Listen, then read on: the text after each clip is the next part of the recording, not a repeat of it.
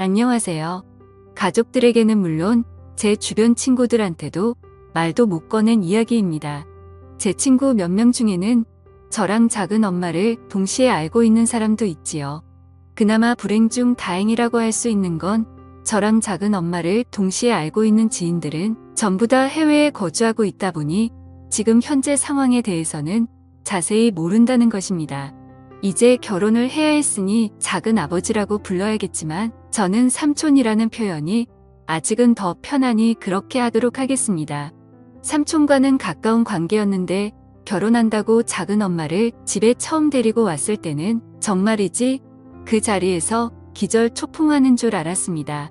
평생 묻고 가야 할 비밀이기도 하고 과거를 아는 사람은 말씀드렸다 시피 오래전에 알던 지인들 며칠 제외하고는 없는 편이니 숨기려면 충분히 숨길 수 있는 상황이었죠. 저 또한 그 자리가 좌불안석이었지만 작은 엄마한테는 그게 얼마나 더 힘들었을 자리인지 예상이 됩니다. 작은 엄마한테서 가족들에게 인사하러 찾아온 그날 저녁에 제발 이 이야기는 비밀로 하자며 울며 불며 저에게 연락이 왔어요. 저도 충격적이고 놀랄 일이었지만 일 크게 만들 생각도 없었기에 알겠다고 했습니다. 한편으로는 어이없기도 하면서도 한편으로는 그렇게 날라리 같던 여자가 어떻게 결혼한다고 저렇게 천상 1등 신부감처럼 변할 수가 있는 거지 싶었습니다. 저희 가족 이야기부터 해야지 이 이야기가 성립이 되겠네요. 별로 길게 설명할 건 없습니다. 저희 할아버지가 늦게 재혼을 하게 되면서 저랑 나이 차이가 많이 나지 않는 삼촌이 생기게 되었죠. 그 와중에도 장남인 아버지는 그게 효도라고 어머니 고생시켜가면서 할아버지 새할머니 대신에 삼촌을 맡아 키워줬습니다. 저야 워낙에 어린 시절이다 보니 그냥 난데없이 형이 하나 생긴 기분이었죠. 그러다 저희 어머니가 더 이상은 이렇게 못 살겠다고 집안을 뒤집어 엎어버린 덕분에 삼촌은 다시 할머니 집으로 가게 되었습니다. 어머니 고생했던 건 모르고 저는 친하게 지내던 형이 없어져서 한동안 조금 아쉽기도 했죠. 그런 아쉬움이 남아있어서 그런가 성인이 되어서도 저는 삼촌과는 친하게 지냈습니다. 마치 커오긴 했지만 그래도 터울이 조금 있는 편입니다. 저보다 10살이나 나이가 많았기 때문에 삼촌이 하는 모든 건 어린 조카이자 동생이나 마찬가지였던 제가 볼 때는 전부 새로운 세상에 가까웠습니다. 그러다 보니 삼촌이 하던 길을 자연스럽게 제가 따라가게 되었고 그렇게 삼촌이 공부했던 전공을 택하게 되었고 그렇게 삼촌이 했던 발자취를 따라서 유학도 다녀오게 되었습니다. 그리고 그때 그 나라에서 작은 엄마를 처음 알게 되었지요. 혼자 떠난 유학이고 사실 어린 막내라고 할아버지 할머니 재산을 대부분 물려받게 된 삼촌하고 비교하면 제 상황이 여의치는 않았지요. 기숙사 같은 것도 있었지만 비용이 절대 저렴하지가 않더라고요. 거기에 사실 유학생 신분으로 일을 해도 되는 건 아니지만 교포분들이 알게 모르게 학생들을 직원으로 몰래 채용하는 경우가 있거든요. 그런 여러 가지 상황 때문에 기숙사 생활은 하지 않고 한국인 교포들이 어느 정도 모여 사는 지역에서 유학 생활을 시작하게 되었습니다. 그 당시에는 작은 엄마도 모도 아니었으니 그녀라고 쓰도록 하겠습니다. 아무튼 그녀를 알게 된 건 당연히 유학을 떠난 그 동네에서였지요.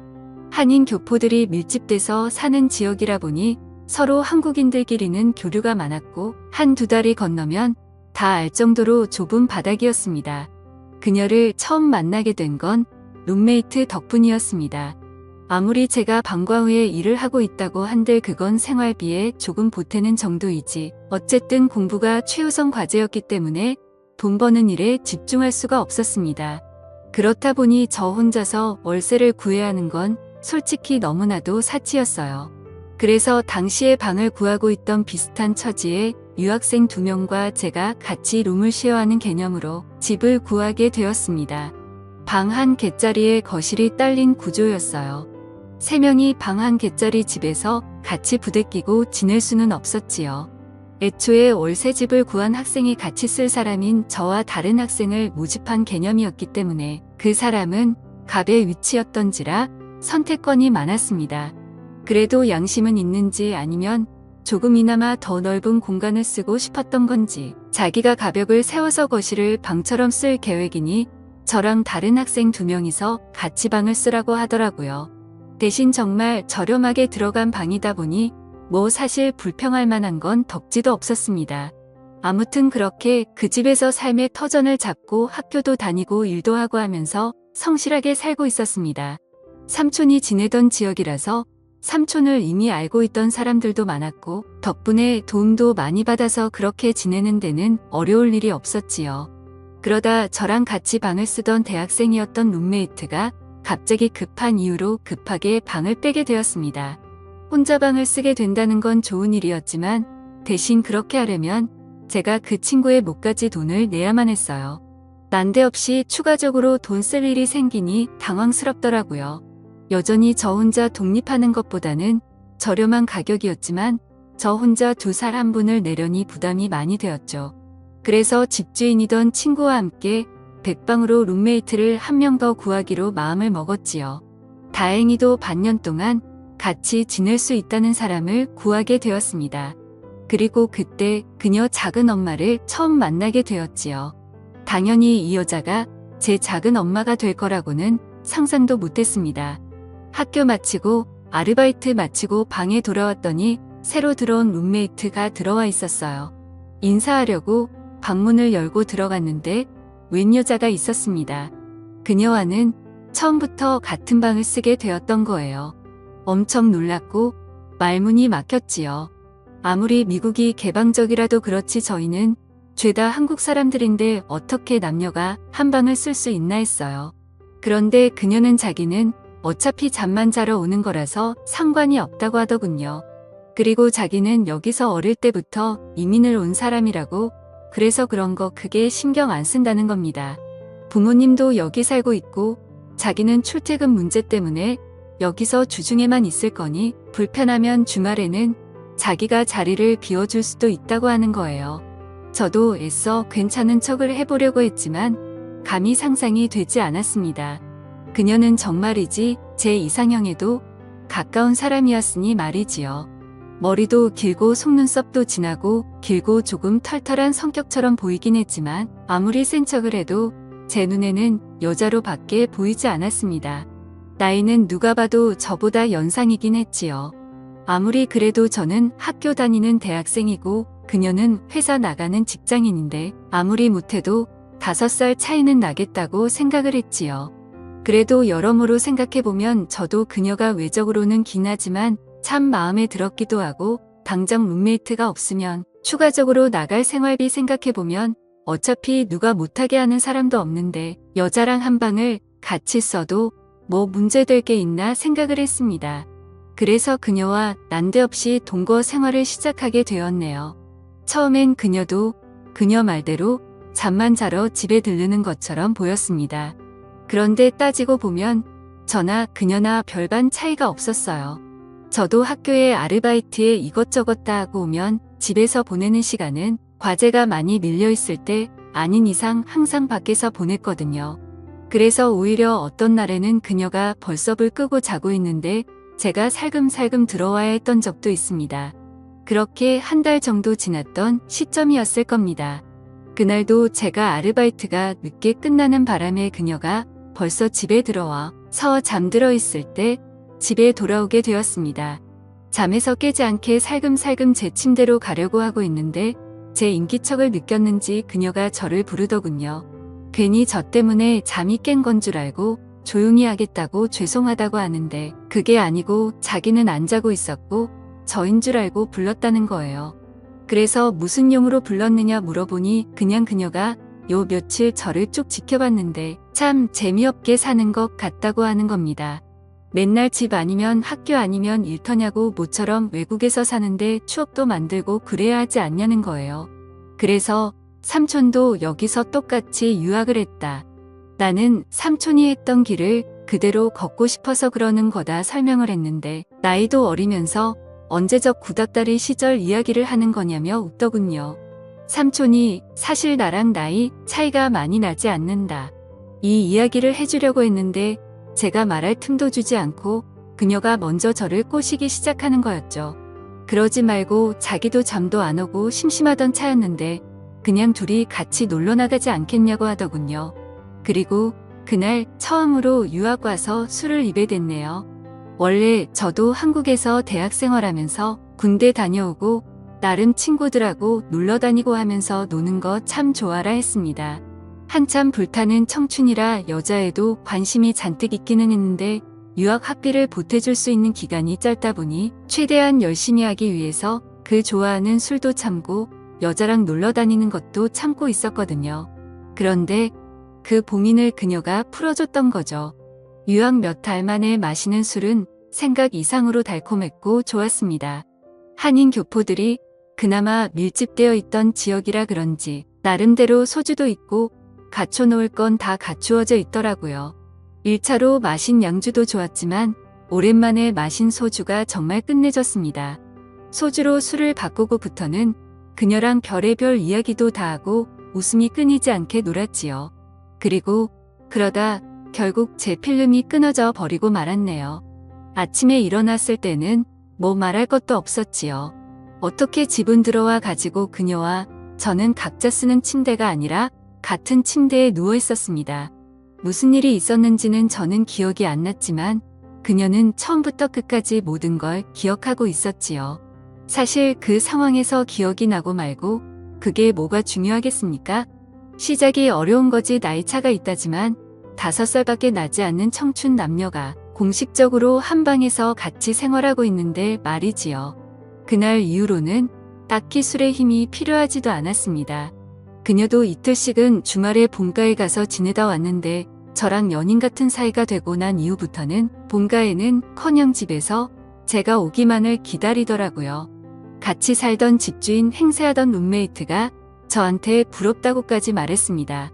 이럴 줄 알았으면 자기가 방을 쓸 걸 그랬다고요. 이제 부러워해봐야 늦었지요.